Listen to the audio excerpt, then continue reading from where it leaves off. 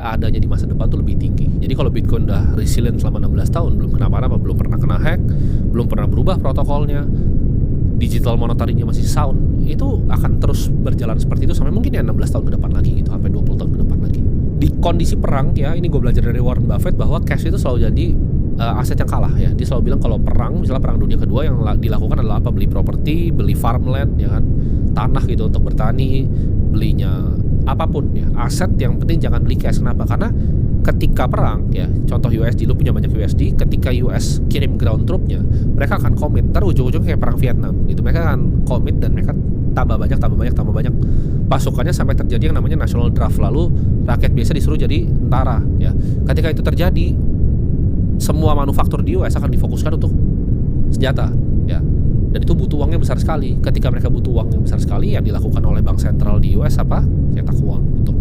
Jadi cash itu akan jadi aset yang jelek ketika justru perang terjadi. Nah, hedgingnya terhadap perang ini apa ya? Bitcoin menurut gua.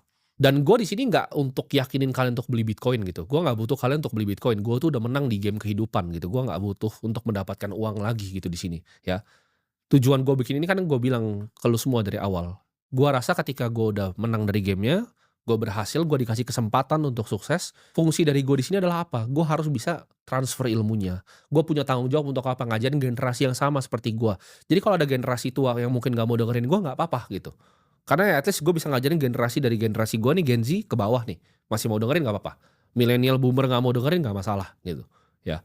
Tapi gue punya tanggung jawab moral untuk di sini, yuk ajarin kalian, edukasi kalian apa sih yang gue lihat di dunia ini. Apa sih yang gue sebenarnya lagi analisa gitu. Supaya kalian bisa berhasil juga ya. Karena gue percaya kalau kalian semua berhasil ya, negara ini berkembang, GDP negara ini beneran bagus, kita 2045 jadi negara keempat, ya gue juga akan makin sukses juga. Jadi kita bisa sukses bareng-bareng gitu. Banyak yang nanya, oh kenapa kalau udah sukses lalu mau ngajarin orang gitu buat sukses? Ini mau nipu apa mau gimana? Enggak. Karena kalau kalian semua sukses, kalian semua jadi nabung, financial market kita jadi bagus, capital market kita jadi bagus, regulasi kita jadi bagus, gue juga akan makin sukses gitu.